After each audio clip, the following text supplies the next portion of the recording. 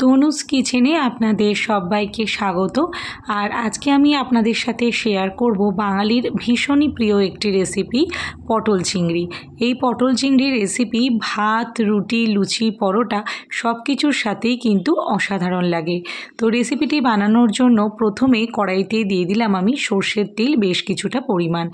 আর এই রান্নাটা অবশ্যই সর্ষের তেলে করবেন। সর্ষের তেলটা গরম হয়ে যাবার পর এর মধ্যে দিয়ে দিতে হবে আলু। তো আলুগুলো দেখতে পাচ্ছেন আমি মোটামুটি এইভাবে ডুমো ডুমো করে কেটে নিয়েছি। এটাকে আমি সামান্য পরিমাণে হলুদ গুঁড়ো দিয়ে একটু মেখে রেখেছিলাম 2 মিনিট।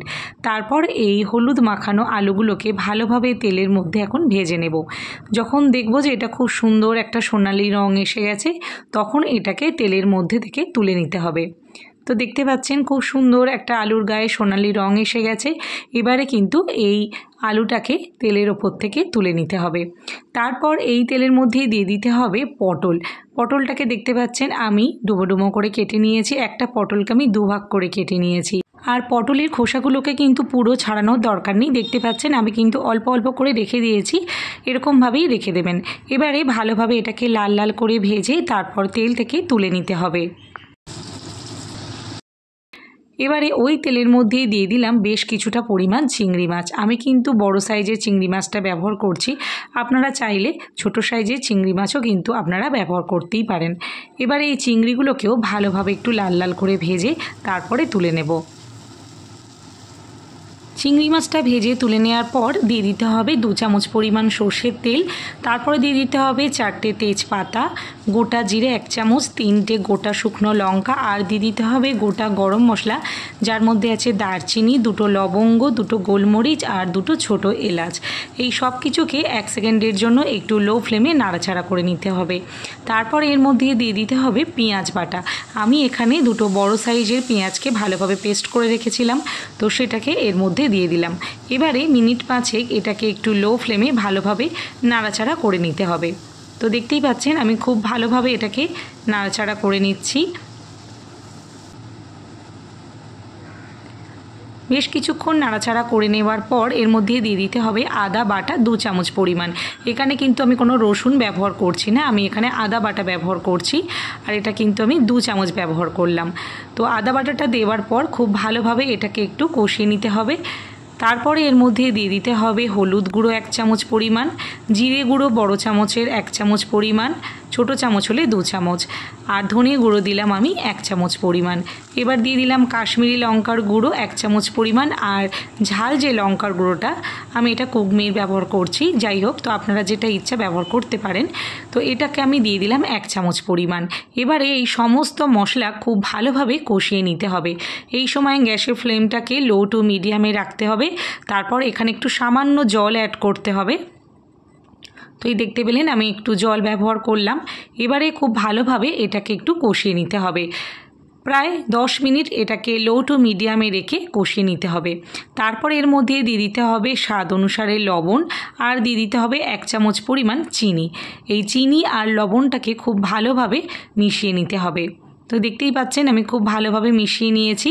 এবারে এর মধ্যে দিয়ে দেব একটা টমেটোটাকে দেওয়ার পর এটাকে একটু ভালোভাবে নাড়াচাড়া করে নিতে হবে মিনিট 5 জন্য। তো 5 মিনিট দেখতে পাচ্ছেন আমি এটাকে ভালোভাবে নাড়াচাড়া করে নিচ্ছি। তারপর এটাকে ঢেকে রাখতে হবে একদম লো ফ্লেমে 10 মিনিটের জন্য। অবশ্যই মাছে একবার খুলে দেখে নেবেন যাতে তলাতে না লেগে যায়। তো 10 মিনিট পর আমি ভালোভাবে এটাকে আর একবার নাড়াচাড়া করে নিচ্ছি। এবারে এর মধ্যে দিয়ে দিতে হবে কাজু বাদাম বাটা। তো আমি এখানে 2 মুঠো মতন কাজু বাদাম একটু জলে ভিজিয়ে রেখেছিলাম, মানে 18টা মতন কাজু বাদাম ছিল। সেটাকে আমি 1 মিনিটের জন্য একটু জলে ভিজিয়ে রেখেছিলাম, তারপর সেটাকে পেস্ট করে নিয়েছিলাম। সেটা এর মধ্যে দিয়ে দিলাম। আর দিয়ে দিলাম 2 চামচ পরিমাণ ফেটিয়ে রাখা টক দই। অবশ্যই দইটাকে ভালোভাবে ফেটিয়ে রাখবেন, আর অবশ্যই সেটা 2 চামচ ব্যবহার করবেন, এর থেকে কিন্তু বেশি দেওয়ার কোনো প্রয়োজন নেই। তারপরে এটাকে 5 মিনিটের জন্য একটু লো ফ্লেমে কষিয়ে নিতে হবে। যখন দেখবেন এরকমভাবে একটু কষানো হয়ে গেছে, তখন এটাকে একদম লো ফ্লেমে 5 মিনিটের জন্য ঢাকা দিয়ে রাখতে হবে। তো আমি এখন এটাকে ঢেকে রাখবো। 5 মিনিট পরে আমি আবারও চলে এসেছি। 5 মিনিট পর আবারও এটাকে একটু ভালোভাবে মিশিয়ে নিচ্ছি। দেখতেই পাচ্ছেন খুব সুন্দরভাবে কিন্তু এটা কষানো হয়ে গেছে। এবারে এর মধ্যে দিয়ে দিতে হবে ভেজে রাখা পটল, আলু এবং চিংড়ি মাছ। এবার সমস্ত কিছু খুব ভালোভাবে মিশিয়ে নিতে হবে। মিনিট 5 জন্য একদম মিডিয়াম টু হাইতে রেখে ভালোভাবে এটাকে কষিয়ে নিতে হবে। খুব ভালোভাবে এটা কষানো হয়ে গেলে তারপর এর মধ্যে দিয়ে দিতে হবে পরিমাণ মতন জল। তো আমি এখানে বড় কাপের 2 কাপ জল এখানে ব্যবহার করেছি। জলটা ব্যবহার করার পর গ্যাসের ফ্লেমটাকে একদম হাইতে করে দিতে হবে। তারপর খুব ভালো করে সব কিছু মিশিয়ে নিতে হবে। তো দেখতেই পাচ্ছেন আমি খুব ভালো করে সব কিছু মিশিয়ে নিয়েছি। এই সময় গ্যাসের ফ্লেমটা আমি হাইতে রেখেছি। যখন গ্রেভিটা একটু ফুটে উঠবে তখন গ্যাসের ফ্লেমটাকে লো টু মিডিয়ামে রেখে এটাকে 15 মিনিট ভালোভাবে ফুটিয়ে নিতে হবে। তো আমি এটা ঢাকা দিয়ে রেখেছিলাম 15 মিনিট। 15 মিনিট পর আমি ঢাকনাটাকে খুলে নিয়েছি।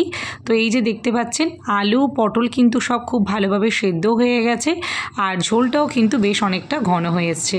তো এই সময় দিয়ে দিতে হবে সামান্য পরিমাণে গরম মশলা আর একটু দিয়ে দিতে হবে ঘি। তো আমি এখানে বড় চামচের 1 চামচ পরিমাণ ঘি ব্যবহার করলাম।